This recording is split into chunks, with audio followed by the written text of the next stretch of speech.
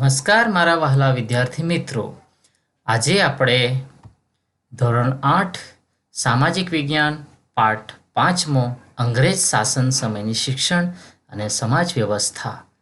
તો આ જે પાઠ છે એનો સંપૂર્ણ સ્વાધ્યાયનું સોલ્યુશન આજે જોવા જઈ રહ્યા છીએ. સૌપ્રથમ અહીંયા આપણે ચર્ચા કરીએ સ્વાધ્યાયનો પ્રશ્ન નંબર 1. તો કે નીચેના પ્રશ્ન ઉત્તર એક વાક્યમાં લખો. પ્રશ્ન નંબર 1. ગોપાલકૃષ્ણ ગોખલેએ અંગ્રેજ સરકારને કયો કાયદો ઘડવા સૂચન કર્યું?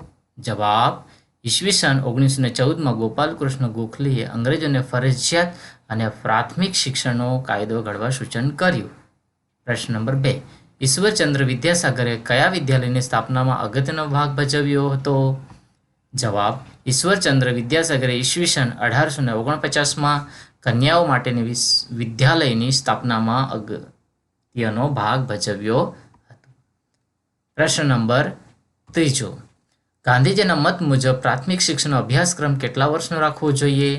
જવાબ: ગાંધીજીના મત મુજબ પ્રાથમિક શિક્ષણનો અભ્યાસક્રમ 7 વર્ષનો રાખવો જોઈએ. પ્રશ્ન નંબર 4.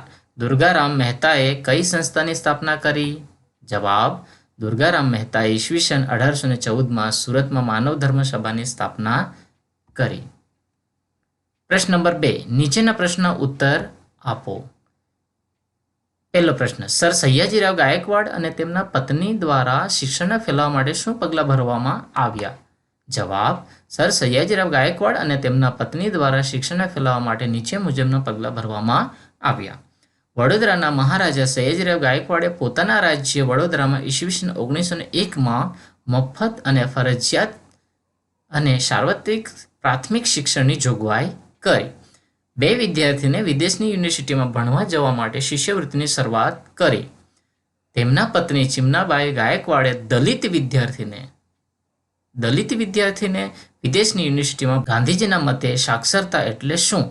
જવાબ: તેમના મતે સાક્ષરતા એ શિક્ષણનો અંત કે પ્રારંભ નથી, તે તો માત્ર એક સાધન છે કે જેના દ્વારા પુરુષો અને સ્ત્રીઓને શિક્ષિત કરી શકાય છે. સાક્ષરતા કે અક્ષર જ્ઞાન એ સ્વયં શિક્ષણ નથી. પ્રશ્ન નંબર 3. વુડના ખરીતા પત્રમાં શિક્ષણ સંબંધિત કઈ ભલામણો કરવામાં આવી છે? જવાબ: ઉચ્ચ શિક્ષણ માટે અને ખાસ કરીને હિન્દના શિક્ષણ માટેનો મેગ્ના કાર્ટા કહી શકાય તેવો શિક્ષણ સુધારો ઈસવીસન 1854માં વુડના ખરીતાથી થયો. તેમણે ખાસ કરીને દરેક પ્રાંતમાં યુનિવર્સિટીની સ્થાપના કરવાની ભલામણ કરવામાં આવી. અલગ શિક્ષણ ખાતાની રચના કરવી, સરકારી કોલેજ અને શાળાની જાળવણી કરવી, ખાનગી શાળાઓને અનુદાન આપવું, શિક્ષકોની તાલીમ માટે તાલીમી સંસ્થાની સ્થાપના કરવી, ધંધાદારી કે વ્યવસાયી શિક્ષણનો વ્યાપ તાલુકામાં પ્રાથમિક અને જિલ્લામાં માધ્યમિક શાળાઓ સ્થાપવી, સ્ત્રી શિક્ષણને ઉત્તેજન આપવા ભલામણો કરી. ઈસવીસન 1814ના વુડના ખરીતાને કારણે પ્રાંતમાં શિક્ષણ નિયામકની અને અલગ શિક્ષણ ખાતા શરૂ થયા. કોલકાતા, મુંબઈ અને મદ્રાસ એટલે કે ચેન્નઈમાં લંડન યુનિવર્સિટીના નમૂના પ્રમાણે યુનિવર્સિટીની સ્થાપના થઈ. પ્રશ્ન નંબર 4. મહારાષ્ટ્રમાં વિવિધ સુધારકો દ્વારા કન્યા શિક્ષણ માટે કયા પ્રયત્નો કરવામાં આવ્યા? મહારાષ્ટ્રમાં વિવિધ સુધારકો દ્વારા કન્યા શિક્ષણ માટે નીચે મુજબના પ્રયત્નો કરવામાં આવ્યા. મહારાષ્ટ્રમાં મહાદેવ ગોવિંદ રાનડે અને તેમના પત્ની રમાબાઈ રાનડે એ કન્યા શાળાઓ અને વિધવા માટેની શાળાઓની સ્થાપના કરી. મહારાષ્ટ્રમાં જ અગ્રીમ સુધારક જ્યોતિબા ફૂલે અને તેમના પત્ની સાવિત્રીબાઈ ફૂલેએ પણ કન્યા કેળવણી અને વિધવાની કેળવણી માટે પ્રયત્નો કરી શાળાઓની સ્થાપના કરી. મહારાષ્ટ્રના મહર્ષિ કર્વેએ ઈસવીસન 1916માં સ્ત્રીઓ માટે અલગ યુનિવર્સિટીની સ્થાપના કરી. આજે એ યુનિવર્સિટી SNDT યુનિવર્સિટી તરીકે ઓળખાય છે. પ્રશ્ન નંબર 3. હવે વિદ્યાર્થી મિત્રો આપણે ટૂંક નોંધ જોઈએ. બ્રહ્મો સમાજની પ્રવૃત્તિ. બ્રહ્મો સમાજની પ્રવૃત્તિ નીચે મુજબની હતી. રાજારામ મોહન રાયે ઈસવીસન 1828માં બ્રહ્મો સમાજની સ્થાપના કરી. તેમણે વિલિયમ બેન્ટિંગને ભારતમાં અંગ્રેજી કેળવણીનો પ્રારંભ કરવા નૈતિક બળ પૂરું પાડ્યું. રાજા રામમોહન રાયે ઈસવીસન 1821માં આત્મીય સભાની સ્થાપના કરી. સંવાદ કૌમુદી પત્રિકાની શરૂઆત કરી ને સતી પ્રથા વિરુદ્ધ બંગાળમાં ઝુંબેશ ચલાવી. બ્રહ્મો સમાજના પ્રયત્નોથી ઈસવીસન 1829માં સતી પ્રથા વિરુદ્ધ કાયદો ઘડી અનિષ્ટને દૂર કર્યું. બ્રહ્મો સમાજના પ્રયત્નોથી ઈસવીસન 1839માં નરબલી અને બાળકીને દૂધ પીતી કરવાની પ્રથા બંધ કરવામાં આવી. તો વિદ્યાર્થી મિત્રો, અહીંયા ખાસ કરીને તમારે સાલવારી યાદ રાખવાની છે. ક્રમ બાય ક્રમ આપણે યાદ રાખવાની છે. 1821, 1828, 1829 અને 1839. ચાલે, 4 જ અહીંયા ટૂંક નોંધમાં સાલવારી છે. તો સરસ રીતે યાદ રાખવાની છે અને મસ્ત સારી રીતે પ્રશ્નનો જવાબ લખવાનો છે. ટૂંક નોંધ બીજું, વિધવા વિવાહ. જવાબ: મધ્યકાલીન ભારતમાં પતિના મૃત્યુ બાદ વિધવાઓને પુનઃ લગ્નની છૂટ મળતી ન હતી. તે સમયમાં આર્થિક ઉત્પાદનનું કામ પુરુષો જ કરતા હતા. આવા પુરુષોનું મૃત્યુ થતાં વિધવા માટે જીવન જીવવું જ મુશ્કેલ થઈ જતું.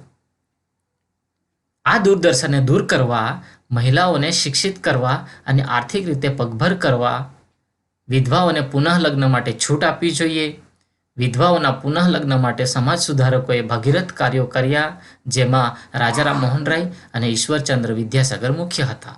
સમાજ સુધારકોએ વિધવા વિવાહ માટે પુસ્તકો છાપી લોકોને આ માટે જાગૃત કર્યા. મહારાષ્ટ્રમાં મહાદેવ રાનડે, રામાબાઈ રાનડે, જ્યોતિરાવ ફૂલે, સાવિત્રીબાઈ ફૂલે, મહર્ષિ કર્વે, ગોપાલકૃષ્ણ ગોખલે વગેરે પણ વિધવા પુનઃ વિવાહ માટે અને બાળ લગ્ન વિરુદ્ધ બહુ જ મોટી ઝુંબેશ ચલાવી. વિધવા આશ્રમોની સ્થાપના કરી. આ દૂષણો સામે પડકાર અપાયો. શિક્ષણ મળે તે માટે સંસ્થાઓ સ્થાપી. ગુજરાતમાં ઈસવીસન 1844માં દુર્ગારામ મહેતાએ સુરતમાં માનવ ધર્મ સભાની સ્થાપના કરી. લોકોને વહેમ, અંધશ્રદ્ધા, દોરા ધાગાની પ્રવૃત્તિમાંથી છોડાવવા મહત્વપૂર્ણ કાર્ય કર્યું.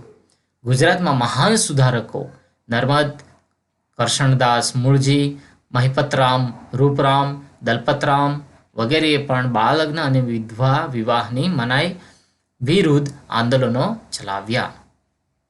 નર્મદે એક વિધવા સાથે લગ્ન કરી દાખલો બેસાડ્યો. તેવી જ રીતે ઈશ્વરચંદ્ર વિદ્યાસાગરે પણ વિધવા વિવાહ સામે સમાજમાં જાગૃતિ લાવવાનું મહત્વપૂર્ણ કાર્ય કર્યું. ત્રીજું, ટૂંક નોંધ. રવિન્દ્રનાથ ટાગોરના શિક્ષણ અંગેના વિચારો. જવાબ: રવિન્દ્રનાથ ટાગોરના શિક્ષણ અંગેના વિચારો નીચે મુજબ છે. કવિવર અને ગુરુદેવથી વિખ્યાત થયેલ મહાન સાહિત્યકાર રવિન્દ્રનાથ ટાગોર બંગાળમાં પોતાના વિચારો પર શિક્ષણ સંસ્થાઓની સ્થાપના કરવાનો પ્રયત્ન કર્યો હતો. તેઓ પ્રખર પ્રકૃતિવાદી હતા. વિદ્યાર્થીઓને ભારતીય વિચારધારા, સાંસ્કૃતિક તત્વોનું જ્ઞાન આપવામાં માનતા હતા. પ્રકૃતિના ઘનિષ્ઠ સાનિધ્યમાં જ જ્ઞાન મળી શકે તેમ તેઓ પ્રકૃતિમૂલક શિક્ષણના હિમાયતી હતા. તેમના શિક્ષણ એ બાળકના સર્જનાત્મક વિકાસ કરી શકે તેવું હોવું જોઈએ. તેઓ માનતા હતા કે શિક્ષણમાં કઠોર શિસ્તથી બાળક મુક્ત હોવું જોઈએ અને બાળકની કલા શક્તિ, કુતૂહલ વૃત્તિ વિકસે તેવી શિક્ષણ વ્યવસ્થા હોવી જોઈએ.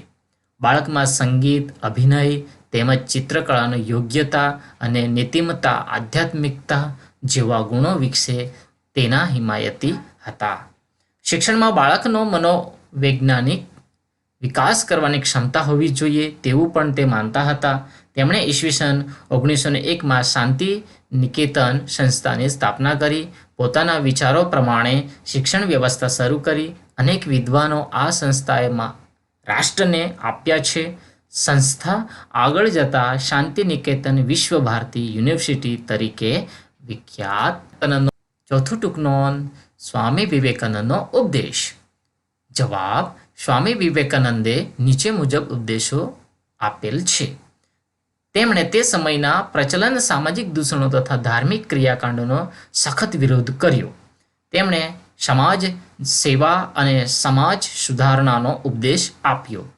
તેઓ સ્પષ્ટ માનતા હતા કે જે ધર્મ કે ઈશ્વર વિધવાના આંસુ લૂછી નહીં શકે અથવા નિરાધાર બાળકોના મુખમાં રોટીનો ટુકડો મૂકી નહીં શકે તે ધર્મ કે ઈશ્વરમાં હું માનતો નથી.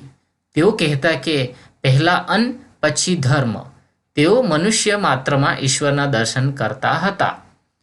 તેમના મતે માનવ સેવા એ જ પ્રભુ સેવા છે. તેઓ યુવાનોને કહેતા કે ઉત્તિષ્ઠત જાગ્રત પ્રાપ્ય વરાંતિ બોધત, કે એટલે ઉઠો જાગો અને ધ્યેય પ્રાપ્તિ સુધી માંડ્યા રહો.